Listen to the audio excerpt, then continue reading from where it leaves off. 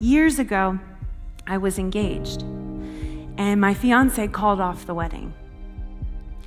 So as you can imagine, I was devastated. I was a mess. And for months after, for the better part of a year, the Lord would wake me up every day at like 4 or 5 a.m. And all I could do was worship. I couldn't read my Bible, didn't want to pray, didn't want to talk to God, couldn't hear from him. I didn't even really think he cared about me. But I knew he'd been good in the past, so he must be good. And if he was good, and if he was God, then he was worthy of my worship. And so I brought him the only thing I had, which was my broken heart. Only those priests, only that select few after they'd done all the right things, only they had been allowed to minister to God. But remember, David's a man after God's heart. He knows that God's heart is to be with us, to dwell amongst his people. And so for 33 years, there is nonstop worship. Everyone is invited into David's tent, and they praise, and they prophesy, and they pray 24 hours a day, night and day. And everyone gets to encounter the Lord's presence. But it gets better. Because that handful of priests and all those animal sacrifices, that wasn't enough for the Lord. He wanted to be closer to us. And even that tent where everyone was welcome to minister to God and to know him, even that wasn't enough for the Lord. He wanted to be closer. And so Jesus comes. And Jesus, as fully Lord and fully man, he comes and he walks this earth and he literally lives amongst his people. And he befriends them and he has meals with them and he loves them and he prays for them and all these wonderful things. But then it gets even better. Because even that wasn't enough for the Lord. He wants to be even closer to you. And so after Jesus dies and is raised again and ascends into heaven, he sends Holy Spirit. He sends his very Spirit, Holy Spirit, to live and dwell inside you. So if you're a believer and you have Holy Spirit, you have the very presence of God dwelling inside you. That means you are now the Holy of Holies. You are the Lord's temple. You are God's very dwelling place. How cool is that? So good. And if you have the Holy of Holies inside you, and you have access to God all the time, then that makes you a priest. And, maybe you weren't expecting to come to church and be called a priest, because there's some cultural connotations perhaps, but I'm talking about biblical priesthood. So biblically, remember, priests were the ones who had access to God. That's what priesthood was about. And so that is a great joy of ours, that we have this access, unlimited access to Jesus. But there's also a responsibility with being a priest.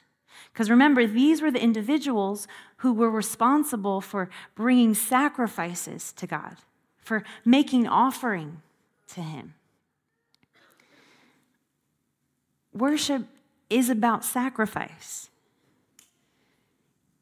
It's supposed to be sacrificial. There's supposed to be a cost to your worship. It should be a costly offering because that's what he's worth. In fact, the very first time the word worship is used in the Bible is in Genesis 22, when Abraham is told to go up to the mountaintop and worship and sacrifice his long-waited for, promised, beloved son, Isaac. There was a cost to worship. 2 Samuel 24, King David, again, he says he refuses to give something to the Lord that doesn't cost him something. Hebrews 13 calls this a sacrifice of praise. And even Jesus himself, multiple times throughout the Gospels, tells us that there is a cost to following him. There's a cost to Jesus. It's supposed to be a costly offering you bring him. And I know that's not like nice to hear. But that's the reality, because on this side of heaven, we get to bring him something that's costly. When we die and go to heaven, there's not like a choice to worship.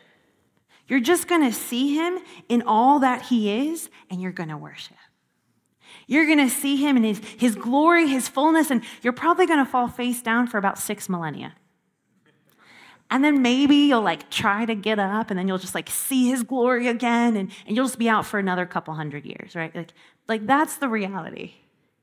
So we don't have to choose him when we go there. We get to choose him now.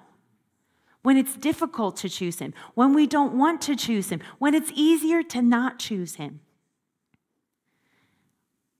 We can only bring him an offering of tears when there's tears. We can only bring him an offering of a broken heart when we have a broken heart.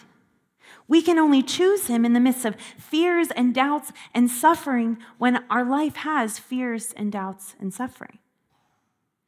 We can only do that here on earth. We can only choose him and say, you are worth it here. I think sometimes people like see me or see some of the team in the front row and we're worshiping, or you see the band and you just kind of assume like, oh, worship's just really easy for them. Or like, oh, I can't connect in that way. Like, yeah, I do love worship, but there are times when I don't want to worship. I know, oh gosh. But sometimes I don't feel well. Sometimes I've had a really bad night or a bad week, or I'm annoyed at someone. It happens. But in those moments, I choose to enter in. I choose to say, no, I don't care. You are worth something. So I'm going to bring everything I have, even if it's not a lot. Years ago, I was engaged, and my fiance called off the wedding. So as you can imagine, I was devastated. I was a mess. And for months after that, for the better part of a year, the Lord would wake me up every day at like 4 or 5 a.m. And all I could do was worship. I couldn't read my Bible, didn't want to pray, didn't want to talk to God, couldn't hear from him. I didn't even really think he cared about me. But I knew he'd been good in the past, so he must be good. And if he was good, and if he was God, then he was worthy of my worship. And so I brought him the only thing I had, which was my broken heart.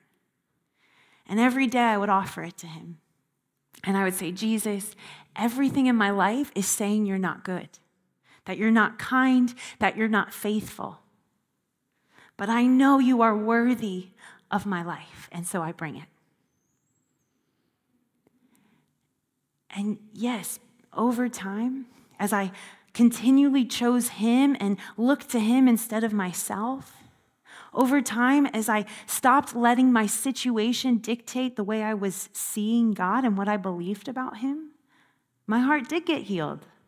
I was set free. But we need to get this in the right order, because I wasn't worshiping so that I'd feel better. I didn't know I was going to feel better. Genuinely, I didn't even know I'd ever be happy again. I just knew I had Jesus and he was enough. And so I was going to bring him whatever I had.